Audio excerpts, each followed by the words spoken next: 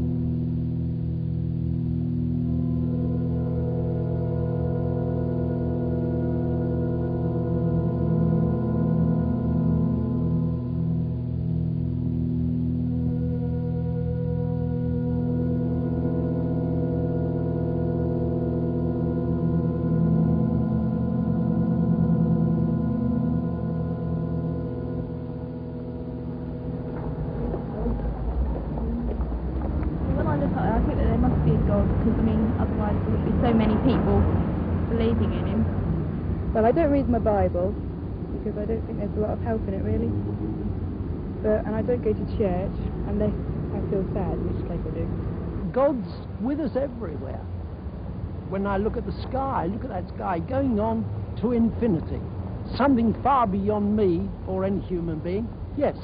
A lot of gas, I think, up there at the moment. Apart from the gas, I think there are... It says in the Bible that he knows all the stars by name.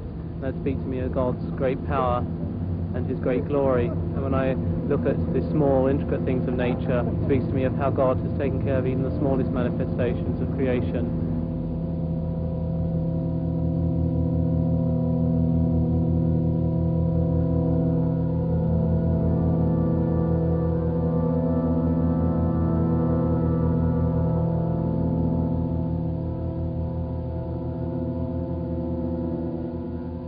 Good evening. Well, are we small manifestations of God's creation, as the man on the film said, or purely products of chance, who for their own comfort have invented the idea of God? To put it another way, did God create man or man create God? It's a choice everybody's got to make.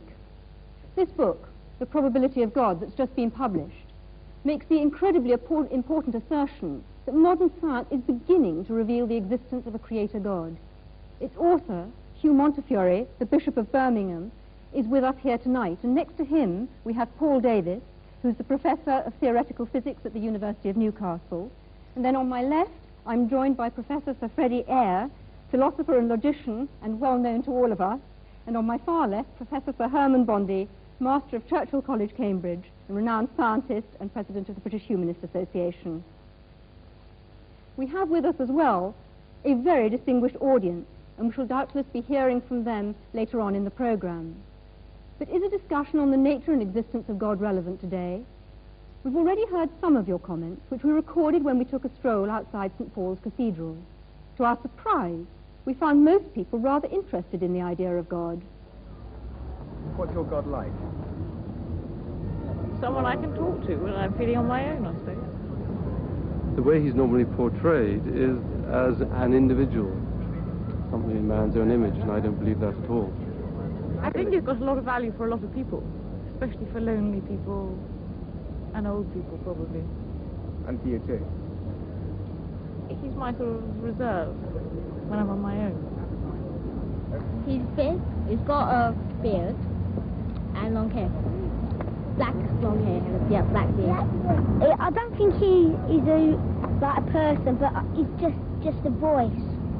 I think he's great and he just helps you. And then in the night, sometimes in the dark you feel so scared, but then when you think of God, you don't feel scared anymore. He's tall with a beard and he's just a great man. He looks a bit like you in some ways. I do believe there is something that well, not exactly makes decisions for us, but knows more than we do. Do you believe in a God? No, only actually from the point of view that I do believe that there is a point beyond which people are unable to comprehend, and when that point is arrived at, then they encapsulate the whole thing in the concept of a God. When I look around at the suffering in this world, then I don't believe there's a God. If there was a God, it wouldn't cause the suffering that there is in this world. Then again, I think of Ethiopia with the Live Aid concert, and maybe there is. To get all people together, to get money together for children, I think, yeah, there is. It's got to be. Well, was our universe created by a God or not? Hugh Montefiore's book says yes, and takes a fresh look at natural theology, which, as far as I understand it, is the argument that says that you can perceive the existence of God directly from the evidence of nature, and that, of course, includes scientific evidence. Hugh Montefiore, couldn't it be argued that you are, in fact, trespassing on other people's patch? Well, yes, you could argue anything, but I don't really see why we shouldn't reflect on what the scientists have said. I think people mix up science with the philosophy of science, that is, its meaning and interpretation. I really think anyone can have a go at that. I certainly have, and will continue to do so. I don't want to prove from the natural sciences that God exists. That I don't think can be done. But I do think we can now see that there's a high probability that this world is not a random occurrence. And that seems to me to say a very great deal. Right. Herman Bondi, what do you actually feel about that? Because do you feel in any sense it's a misuse of science? No, I wouldn't call it a misuse, and I was very much impressed by the book for its erudition and for its honesty. But I do think that the argument of this very good book leaves me stone cold. Not because I'm short of awe, not because I'm short of wonder. I feel our universe is wonderful and something to be awestruck by.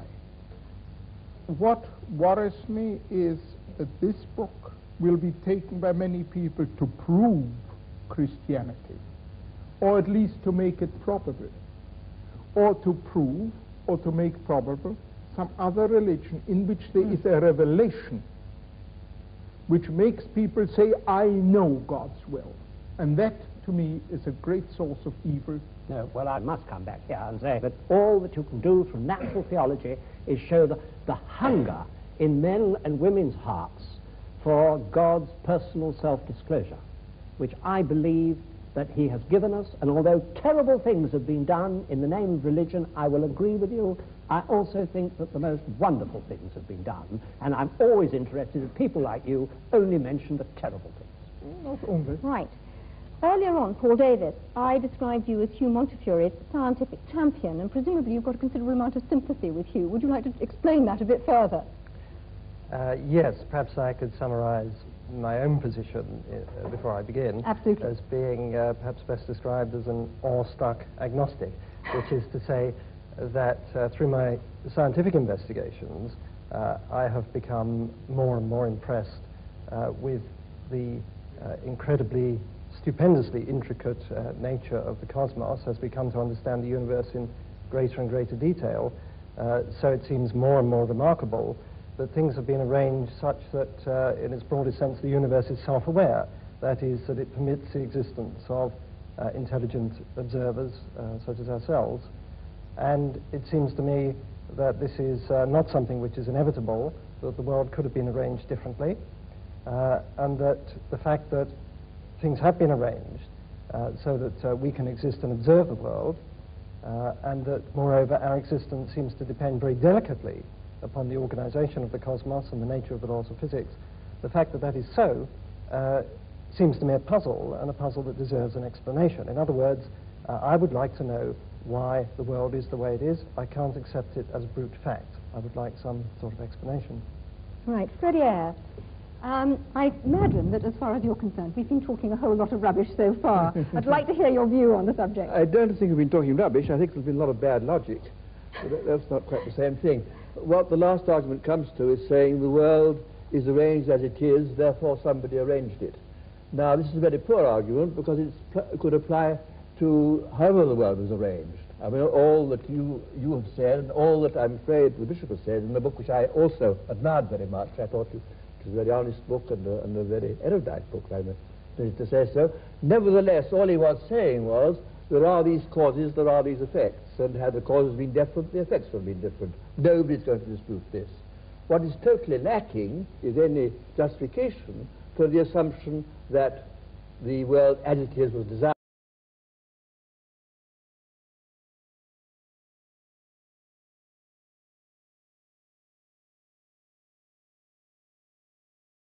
Because, and in fact, President has admitted this, says science goes no further, therefore we're going to bring old Noble Daddy to make us all feel cheerful. That won't do.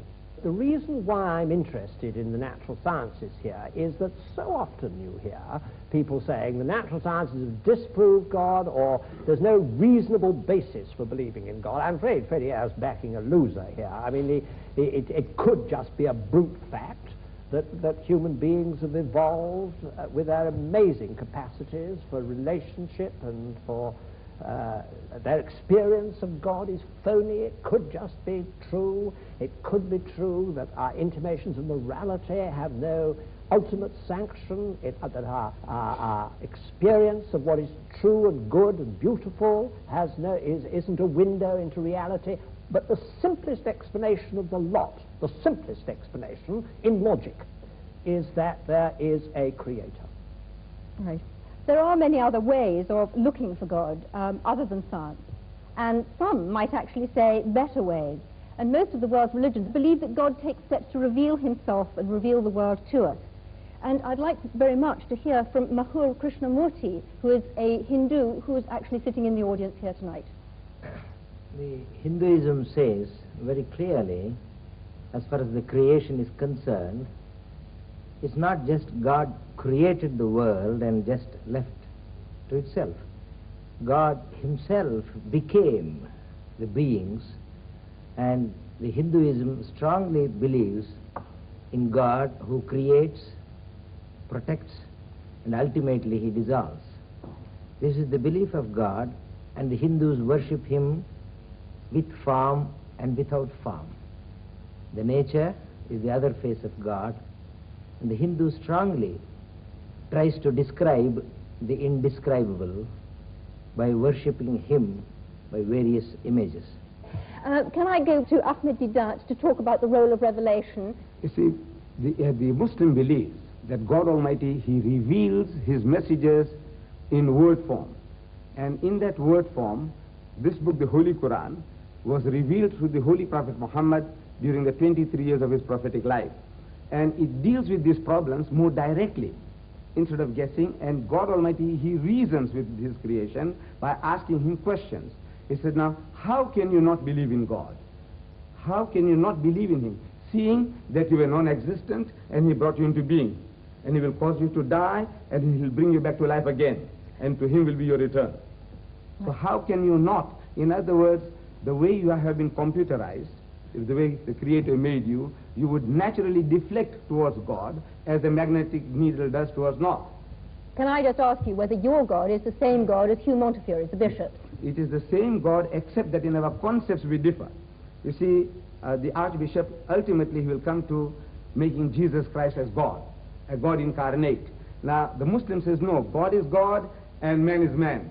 Right, can I move on now? Philip Eden, as a Buddhist, what in fact do you feel about this? Because your concept of God is quite different. Yes, well, as far as Buddhism is concerned, there is rather a different approach.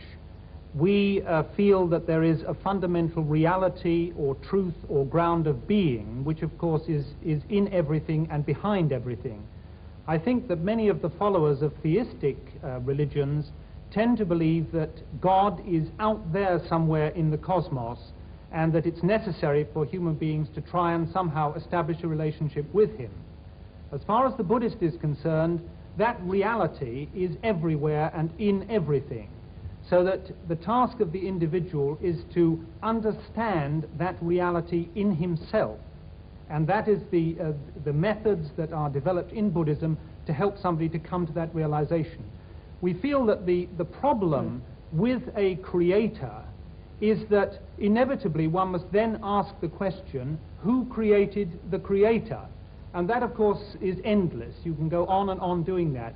So somewhere you have to start with the first cause, and surely the first cause is the universe itself.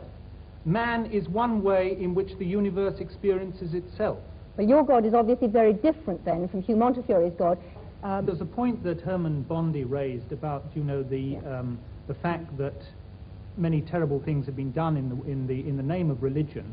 And I think it's perhaps important to point out that probably the reason for this is that people for a long time, I think particularly in the West, have had this concept, you know, I'm here and the truth is over there somewhere, and there is a narrow path that leads to that truth. If you have that concept, which I sort of think of as a fan-like concept, then inevitably, if you believe that you have found the right path, all the other paths are wrong, and your task is to force everyone onto that narrow path. Surely it would be so much better if we had this concept of the truth being, as it were, at the center of a circle. We are somewhere on that circumference, and there are many different paths that lead into that truth. And the thing for us to realize, I think, is that the particular path that we choose is very much a personal thing, and it depends on many different factors. It probably depends on the person that we have met that may have explained that path to us, and various experiences we've had. If only we realize, all right, this path for me is the right one at this particular time, but that does not invalidate the other paths. But are you saying, therefore, that there's only one truth, that we only have one truth that we can actually listen to and experience? There can only be one truth with a capital T, one reality. And I think the point is that all the great religions have been trying inadequately in their own way to point man towards that truth. But for heaven's sake, don't let's have this idea that there is only this one wretched, narrow path and that all the others are wrong. All right, can I move the discussion on and say that we've dealt to some extent with revelation, but other people who are believers, and Hugh Montefiore has, if you like, supporters who don't only argue from design, would say that it's much more about experience and not about either design or revelation at all. I hope he wouldn't. And the experience, no, not Hugh Montefiore, other people would. And Sorry. the experience is God showing himself to us or us feeling him. And Eric Dell, you're an evangelist in the Church of England. Would you argue with that? I think I would a bit, yes, Yes. because I do believe that you cannot prove God scientifically. Science can only deal with the material of this current universe. God is necessarily not of this universe. He's superior and outside of it. So consequently, you can't prove him scientifically or disprove him. But of course you want to go much further than that. If there's a God who made me, I want to know who he is. I want to know what he's like. And of course we Christians believe that he's actually done that, said it for us in the person of Christ. And we also believe that he's alive today and we can know him. So that's what we're here to say, and that anybody can actually say, go beyond just the evidence, whether it's for or against, and say, God, if you're really there, I want to know you, because I'm prepared to know the truth, whatever it costs me.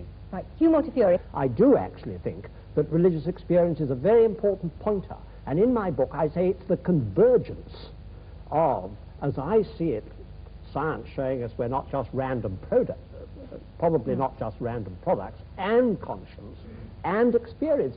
I mean, why is it that between 30 and 60% of people, even in this secular country, lay claim to some form of religious experience? Pretty out. And one point I'm continually making is that the postulation of God explains nothing whatsoever, because it is consistent with anything that happens.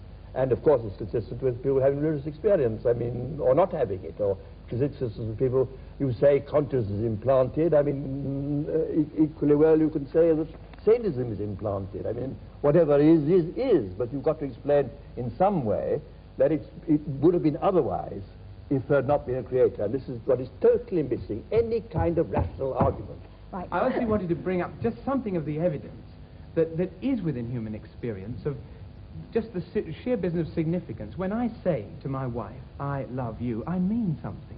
I do not mean I, an accidental conglomeration of molecules from some antediluvian swamp, happen to feel a totally accidental attraction towards you, another totally accidental conglomeration, etc. I mean I love you. And if you say to me, but you're just an accident happening to another accident, something inside me says, that's not right. Now, that's not good scientific evidence, but it's human evidence. And I don't honestly think you can ignore it. It's part of humanity. And in the end, what it means is, I mean something because there is a meaning, and there's a meaner. I must protest against the previous speaker's grotesque misuse of the word accident. I have a wife too, and I love her very much. When I say that I love her, I don't accident. I don't believe that she came into the world uncaused any more than that I did, or my love doesn't have a cause, psychological cause. This levity in using these words shocks me. But Freddie, you do think that both you and your wife are the product of an ultimately meaningless process, don't you? If you mean that I don't think that our existence was planned by some supernatural being, yes. No, but meaningless. I do not accept the word meaningless. I do not think that my love for her is meaningless. I think my love for her has a very great deal of meaning. It's very intense. Has meaning for you, and but for no her, ultimate meaning. I don't know what ultimate meaning means here. I'm going to move on because, in fact, we've gone slightly off part of our subject and we haven't looked at other ways of experiencing God. Many people say that there is a different way, a much quieter way of experiencing God. Can we ask Sister Marty Hayden? I mean, I've listened with great interest to the arguments, and I couldn't help looking back over my own life. I mean, I found myself a Catholic, born in Catholic Ireland. I thought there was nothing else in the world. And my journey has been about finding out all the different aspects of the truth. And I went through all the phases of trying to prove the existence of God, from arguments and learning about the first cause, uncaused, and it left me as cold as ice. It just didn't do anything for me as a person. And I think in these last years it has been much more about looking for God within the design of my life, actually seeing design in my life, how somehow I am being led. I mean, even the fact that I join an order which is dedicated to searching for truth is not, to me, an accident. And I hear all the different truths, and I'm really excited about what's happening in science, because I can see that that really is, there's a convergence of truth, and there's so much more humility. I'm not saying I'm humble, because they say if you say you are, you aren't. But I'm saying that scientists, theologians, people in general are much more humble than they were, say, 20 years ago. I mean, I was locked in combat with Freddie Eyre 20 years ago or so about conscience. I wouldn't argue that way now. I don't want to. Well, I can't match his mind, and I don't think the mind can actually say it all. I find myself going to my heart about religion, and I just discover more evil in myself and more good as I go along. And the revelation of Christ in Christianity helps me there immensely, because I find that Christ didn't talk theological argument or logical argument. He didn't use any of those. He talked about the lilies of the field. He said the kingdom of heaven is like, that's a simile. So for me, God is revealing himself in me, in everybody. You know, I felt really close to the Buddhist gentleman who was speaking over there. I really felt I can relate to that too. I can look into the heart of a rose and it speaks to me. I can also look into the Bible and it speaks to me. Professor Eyre, are you going to say that that's not a valid experience and that that's not a valid argument? I think it's not an argument at all. It is a very moving and personal position, which I think is the last to want to criticize. Right. Well, this debate hasn't included one essential element, and that's looking at the alternative choice that belief in God is totally man-made. Hans Isaac, how do you view that? Well, as an atheist, of course, I can't believe that God created man. I think my Well, parents you had not? something to do with it. I have a distinct feeling that we're taking too provincial a view of the terms God and religion. We think of it in terms of dear old Pink Church of England. But of course that is only one very small aspect of religion. Both Torquemada and St. Francis of Assisi were religious and had an image of God, but they were very different images of God, one from the other. The Ayatollah Khomeini and Bishop Montefiore, I'm sure, have quite different gods in mind when they think about religion. Even the Jehovah of the Old Testament is very different to the kind of God that the bishop is talking about. So I think it's very important to realize that if man creates God in his image, as I'm sure he does, he has many different needs and consequently creates many different types of God. Can you define that a bit more closely? What are you actually saying? I mean, I can see Hugh Montefiore blenching, but can you actually simplify that a little for our audience? Well, if your personality is warlike, wants to proselytize, is aggressive and so on, then you go for the kind of God that the Quran portrays, which wants to proselytize the world and is warlike and so on. If you are peace-loving, you want to have an assurance of a future life and so on and happiness, then perhaps you adopt the kind of God portrayed by the Ahmed, Church of Deedat, England. would you agree with that? I don't, ma'am.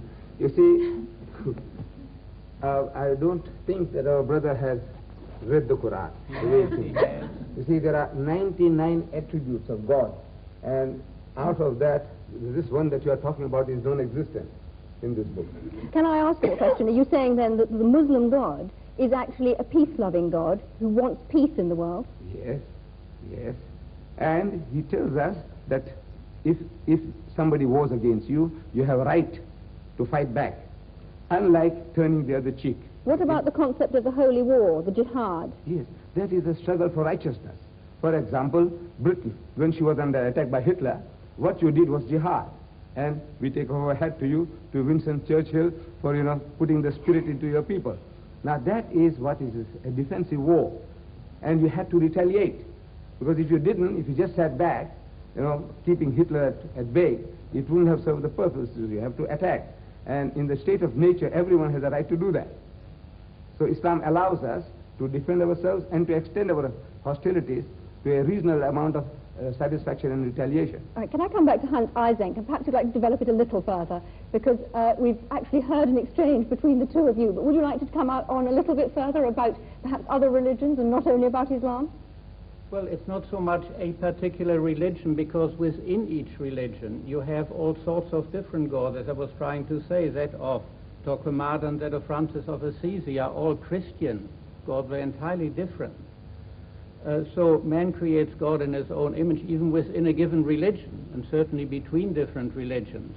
The God he needs will be a different God according to his own personal requirements and to the kind of society in which he lives. Our society is different to that of the time of the Crusades, and consequently we need a different kind of God. Can I ask you then about the role of conscience, and where does conscience come from? Well, psychological experiments on conscience have shown pretty conclusively that you can manipulate it and create it through a process of social learning, Pavlovian conditioning, and so on. It is something that is acquired through social influences, although there is also a strong genetic factor in it. In other words, altruism, the tendency to do good to others.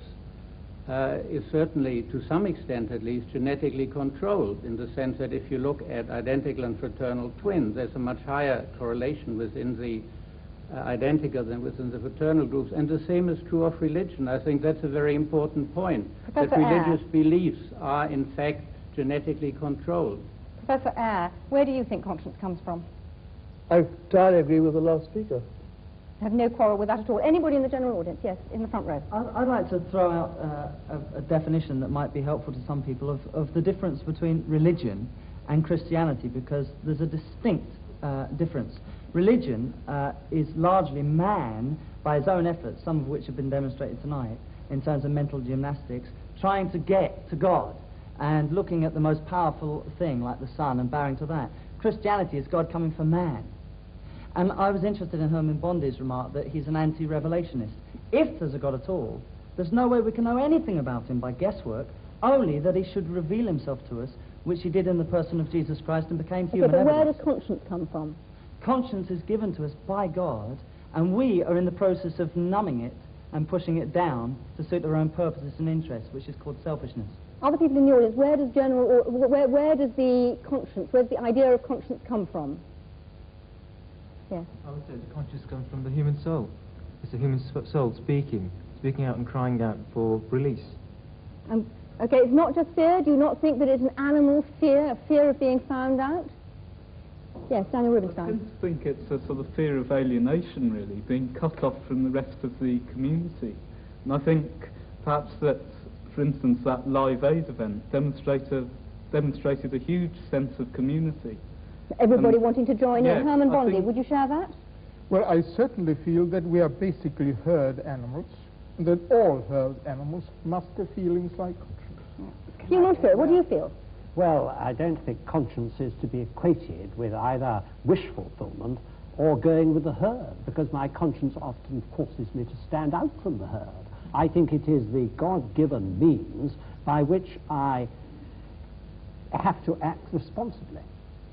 And I think that is how it's evolved is something for the I don't understand it in animals. I look to the scientist, I look to the psychiatrist to see how it functions with the ego and the superego. I'm not talking about that. I'm talking about what it actually is. I think it's the God-given faculty by which we can behave responsibly, and it's not to be equated with things like utility or welfare or wish fulfillment or anything like that. I must protest against this assumption certain faculties are God-given as opposed to others. I disagreed, for example, with you, Nishan, when he talked about love. Indeed, I mean, love is a human emotion, but there's no particular reason to single that out as pointing to the existence of a supernatural being any more than the other human emotion. I mean, all human emotions are to be accounted for in the same sort of terms, in the kind of terms Professor Ising or one of his colleagues would account for them. And just to single out love is quite arbitrary. I mean, the assumption is that we are naturally egotistic, predatory, and so on, and that only because of some supernatural agency do we behave decently to one another. This is absolutely contrary to the facts. We have, in fact, as even David Hume pointed out, principle of sympathy, innate principle of sympathy, as well as an innate principle of egoism. And one no more needs a divine explanation than the other. William Houghton. Look, let's get this straight. There is no reason on earth why we shouldn't go around acting like perfect pigs to all and sundry. There is no big Monty Python foot poised to come and squash us if we act badly. Yet, a lot of us do act well towards our fellow man. But why should we not? That was just the point that I was making. I was just protesting against your assumption that it's somehow natural for us to want to be decent to one another and unnatural to be decent to one another. What possible ground have you for that assumption? In this world today, my experience is that it strikes me that more people are being unreasonable to each other than are being reasonable. Well, in that case, you should be Manichaean and believe in the devil. If you're taking your deity as accounting for human attitudes, that's the way you should go. Well, totally illogical. Professor Eyre, all other species are selfish, basically, aren't they? No. By no means. By no means. Go ahead. Herman Bondi. But I wasn't saying that our being herd animals means that everybody has to move with the herd. What I do mean to say that we are not solitary beings.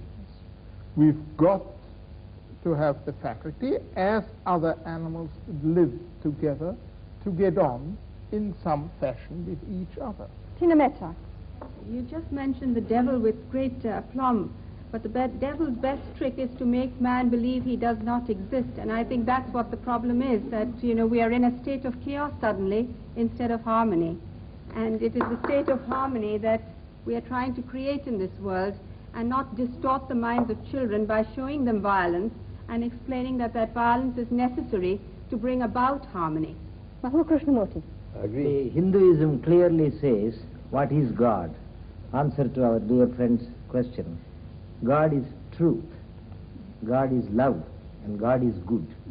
Whatever name you call, it is God. Why allergy to the name God?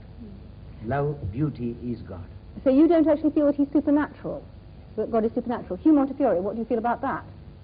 Well, I do think that God discloses himself in the smallest particle of matter, and in our human relationships, and in love is to me a window into God. But I do think that he has supernaturally disclosed himself to us. That's why I'm a Christian, because I believe that he has been incarnate, as you said. That's what Christians believe. I believe God was incarnate and suffered the worst that people could do to him. Now, this is to me the only way I can see my way through the problem of evil. Can I just remind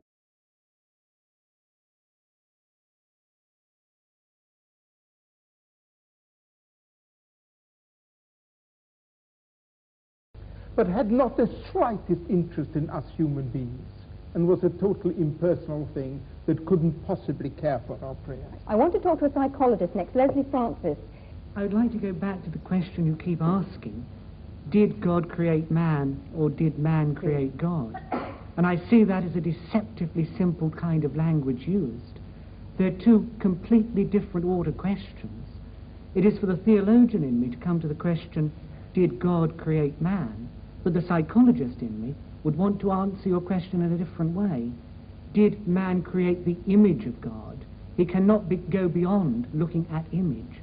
And I suspect what we've heard in the discussion tonight is a whole lot about the variability in the image that is used, but we haven't been able to get on to the ontology beyond that image. I'm sorry, everybody, but we've run out of time. The choice that is open to us is whether God made man or man made God. It's now over to you. All that remains for me to do is to thank the audience for their contributions and, of course, the panel. I'm sorry we didn't have time to say any more, and from me, good night.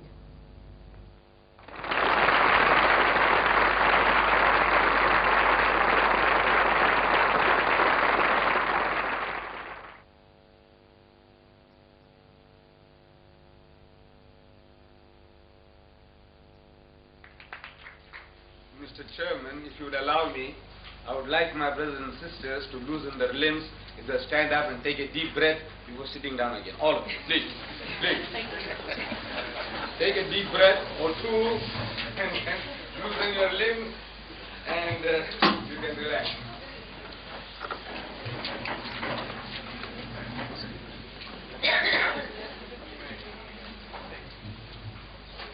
The previous two lectures, Chairman, ladies and gentlemen, the previous two speakers, have been dealing with this theme of the East and the West getting together, meeting. The East meets the West. It's a kind of a symposium we have been having. And in that symposium, the subject of law seems to be very technical and very dry. And to build bridges between the East and the West, as now, most probably in the minds of the organizers, they have taken me as a man from the East.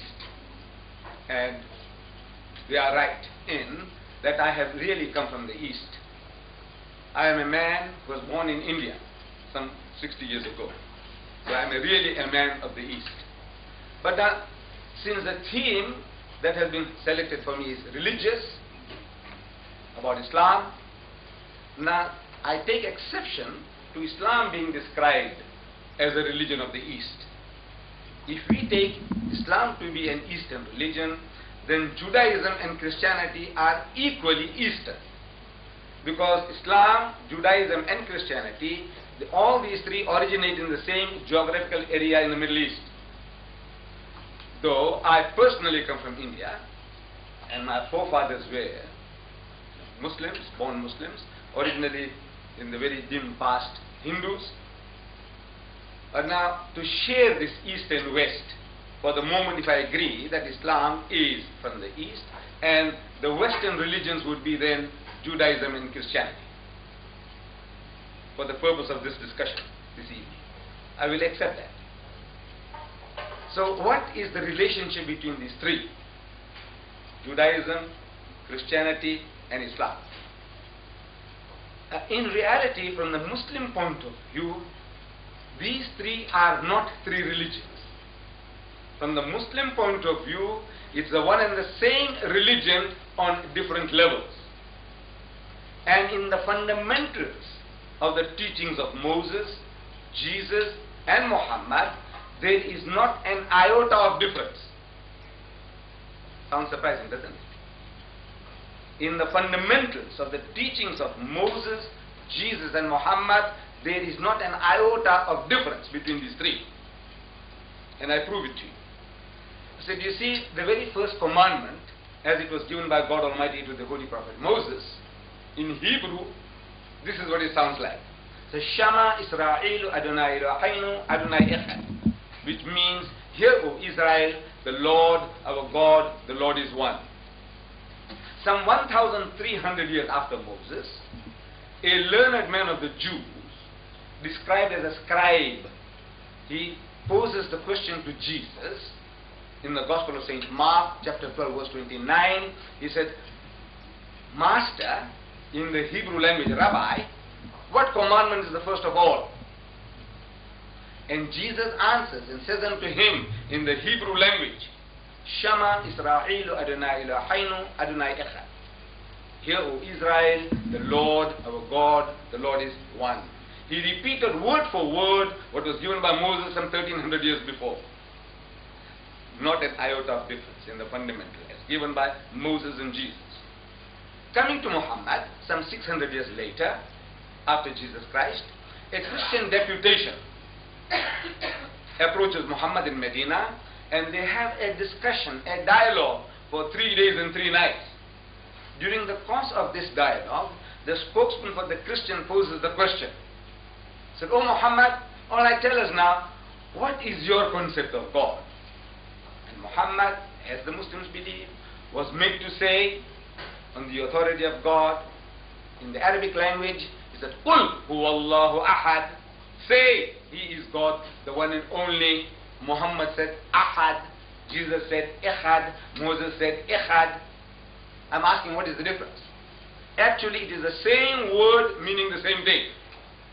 The difference between Ahad and Echad in Arabic, it was a blackboard here, I would have written it for you. If I wrote Ahad, and to make it into Echad, I just have to put a dot on the Ha. It becomes Ha. That's all. It's only the difference of a dot in the calligraphy, in writing. But in the meaning, the sense, 100% the same. So we Muslims, we say that in the fundamentals of the teachings of the prophets, no difference. Then these differences that are there, we say these were out of necessity. See, Islam, we say, is the culmination of the teachings of Moses and Jesus, brought to perfection. The Holy Prophet Moses, we Muslims, we accept him as our own prophet, as we accept all the Jewish prophets as our prophets. That Moses was catering for the needs of his people. They had just been rescued from the Egyptian bondage. They were traveling in the Sinai Peninsula, oasis to oasis. A nation under those circumstances needed a law that would give them quick justice, an eye for an eye and a tooth for a tooth. There was no time for lengthy litigations. There was no time for putting a man in prison. That antisocial character, the adulterer, kill him, stone him to death, get rid of him. It was more merciful to kill him, stone him, than to leave him in the desert to die of hunger and thirst. And he becomes an object lesson for others. He said, you see, this guy here, according to our system, he could have had 100 wives. Because there was no law. There was no law among the Jews as to the limit of the wives. Solomon, if you read the Holy Bible, we are told, had 1,000 wives and concubines. 700 wives and 300 concubines, altogether 1,000. There was no law against the number of wives that one could have. So, under those circumstances, if one was not enough, you could have taken another. If two were not enough, you could have taken four. Why did you go and interfere with somebody else's property? Despoiling somebody else's rights? This guy, he deserves death, stone him to death. And to me, this is the law. Eye for an eye, tooth for a tooth. Eye for an eye, quick justice. Get moving, there's work to be done. This was the philosophy, the psychology behind the laws that were given. And these laws, we Muslims believe, were given by God Almighty for the needs of the children of Israel. But laws have a tendency to change the characters of people over a period of time. Any law, every law, they change the characters of people. Hitlerite Germany, one of the most cultured nations in Europe, the Germans, supposed to be. That nation incinerated 6 million Jews. Alright, some say it's a fifth. Alright, if not 6 million, 600,000. If not 6,000. If not 600. I say even that is dramatic enough. Just because they were Jews, if you destroy a people, I say it's dramatic enough, whether they were 600 or 6 million. How could this nation do such a thing like that? The land of Goethe and Beethoven, cultured nation. How can they do that? No, we can all be programmed. You see, under Hitler, they programmed the Germans. They said, these are parasites. These people here, the Jews are like this, the Jews are like that. And once you work up a nation on that level, emotionally, and even the good-hearted people, they can see what's going on. But there's a closer eye. They say, look, they deserve it. They deserve it. And they allowed 6 million Jews to perish. Laws. In our own country. We are living in this country, everything is based on color. And because everything is based on color, we become color conscious. To such an extent that from my own experience I can tell you that since I'm a talker, I talk religion, I love to talk. And I have been inviting people, the whites, Jews, Christians, of course the blacks as well, Indians, Africans, coloreds. But I'm talking generally about the whites now. I have had hundreds of whites coming to my home. No, I invite them. They enjoy my dinner, they enjoy my food, my curry and rice, my spices. They enjoy it. And they enjoy my talk. Because everything that I'm speaking is from an angle which the man hasn't seen before. So he enjoys my talk, and he enjoys my food. But no white man has ever invited me to his home for a cup of tea. Yet. And I asked them, they meet me subsequently in the street. Mr. and Mrs. Daniels, Leopold Products. I don't know if they still exist in Mobile, Leopold Products. He was at my home. Mr. and Mrs. Beer Brothers, the furniture people. They were at my home. Mr. and Mrs. Baynard, Jews, they were at my home. I don't know. But I said, nobody ever invites me to his house for a cup of tea. When I meet them in the street, they meet me and say, now how's the missus? I said, she's very good, she's very well. He said, convey my regards to her. Which I do. But nobody says, what about coming home for a cup of tea? So I asked them. I know it's a big joke, you see. I asked them, I says, you people, don't you know how to reciprocate? Don't you reciprocate among your own people? Of course you do. Then how is it that you don't reciprocate with me? I said, I tell you why. You see, at the back of your mind, at the back of your subconscious, you are thinking in terms of color. That if this guy comes along to my elite home in Durban North, or somewhere in Westwood, with this funny headgear and this beard, looking for number 10 Downing Street of yours, and I see people are watering the garden and somebody is doing something else, and I come along and see the number, I come and knock at the door, and Mrs. Smith, she opens the door, smiling face, oh, Mr. Deedat, come in. So I go inside there, 5 minutes goes, half an hour goes, and the tongues begin to wag. He says, this woman, Mrs. Smith, doing, that coolie has gone inside so long. What's happening? Is she running a shebeen or what? I'm subconscious. And if I was there, and if his brother-in-law comes along, Mr. Smith's brother-in-law comes along, he'll have to apologize for my presence. You know what he's going to do?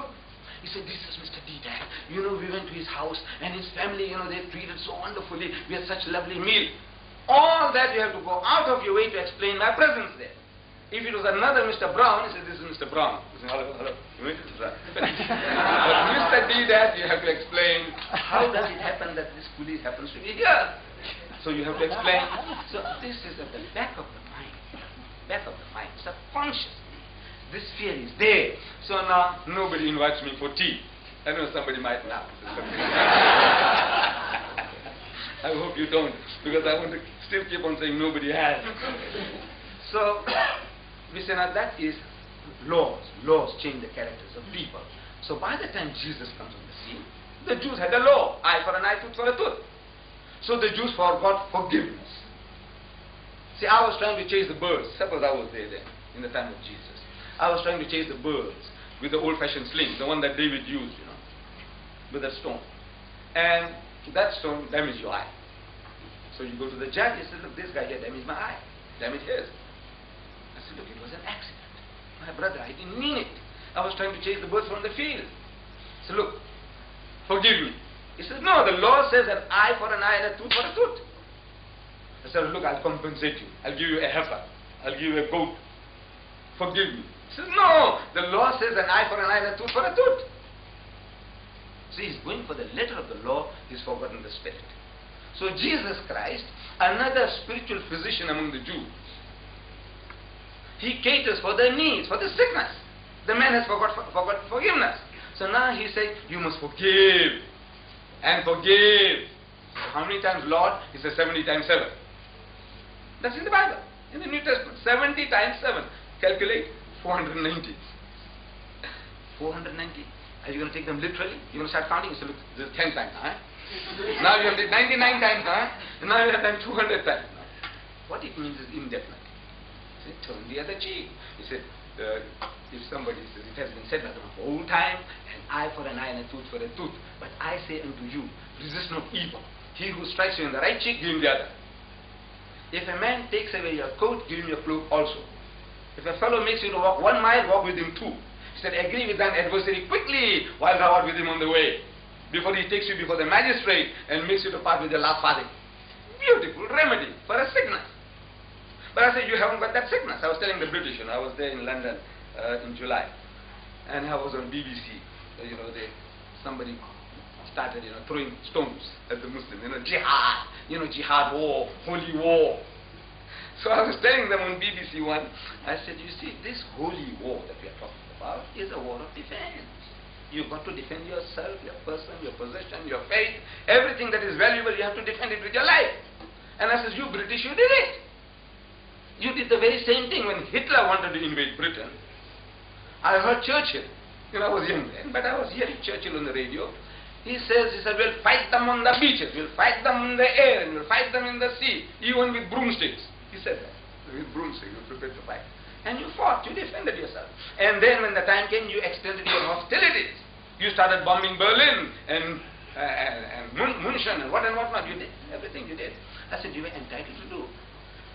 As Gibbon, the master historian, he says that in the state of nature, every person has a right to defend his person and his possession, and to extend his hostilities to a reasonable amount of satisfaction and retaliation. In the state of nature, everyone has the right to do that.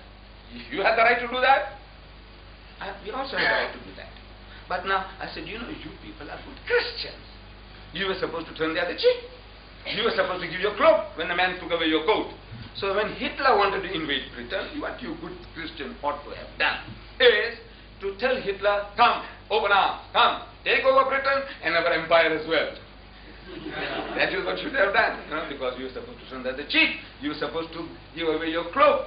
You were supposed to walk 2 miles instead of 1. So I says, no. These are all, we say, in the evolution of religion. This is how God Almighty, He caters for your needs, your sicknesses. From time to time, if the sickness changes, the remedy changes. The sickness changes, the remedy changes.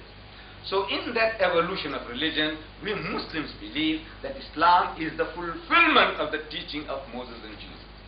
Actually, in real fact, we say it is one religion on different levels. However, if you have any question, I'll be very, very happy to answer. Because I have been warned. He says, much time has passed already. We were supposed to start at 5:30. I have been here from 4:45. I thought I was the only speaker, 5:30, I'm going to get going. But now, however, I'm very, very grateful to Mrs. Toms for this privilege and to the chairman for giving me this opportunity. And is there any questions that we can build further bridges? If there is a difference, why the difference? If there is a difference, why the difference? Why are we at war? In the Middle East, why are you people fighting? Who? The Jews and the Muslims. What are you fighting for? So I'm telling my people. I get there's a lot of visitors coming to the mosque.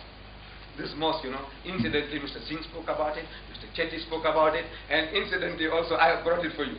It's given to you in that booklet. This mosque, the largest mosque south of the equator, this one here. On Fridays we get 4,000, a congregation of 4,000. The Durban population alone brings 3 busloads a week through this mosque. And among the people that visit us, there's invariably people asking the question. He says, now look, what is the difference between your religion and the other religions? So I said, look, most especially with regards to Judaism and Christianity, the Jews and the Christians, we are the closest to the Jew. In our concept of the divinity, we are 100% with the Jew. The Jew says that God Almighty is absolutely unique. He has no partners, He has no sons. God is not seen at any time. No man can see God and live. And we give our hand of acceptance to the Jew that we believe as you believe. The Jew says no eating of the flesh of swine. We say we won't eat it. He says no eating of blood. We say we won't touch it. He says circumcision. We say we all circumcised. What more do you want?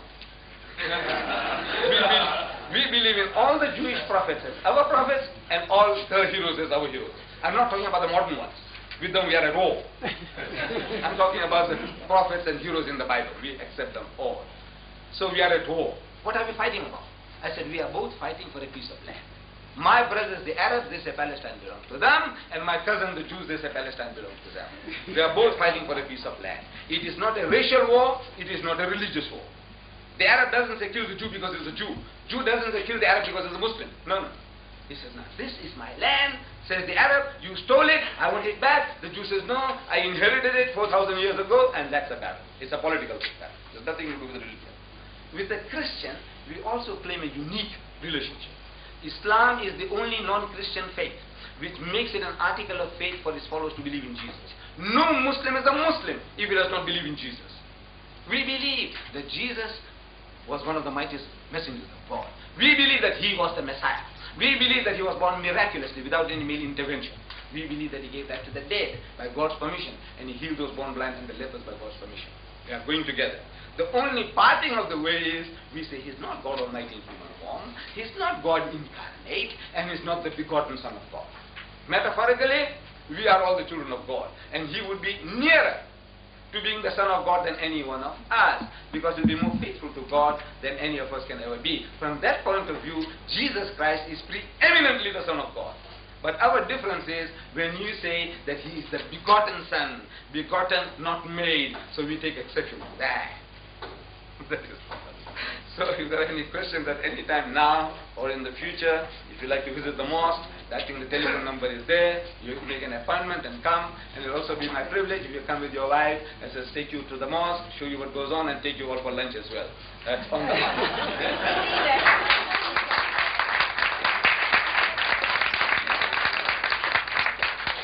Yes? My hostility is that I invited you to my house. Right. To partake of what we're going to have before I even knew you. Yes, so thank you. eat your word. No. I won't. You see, you had a motive.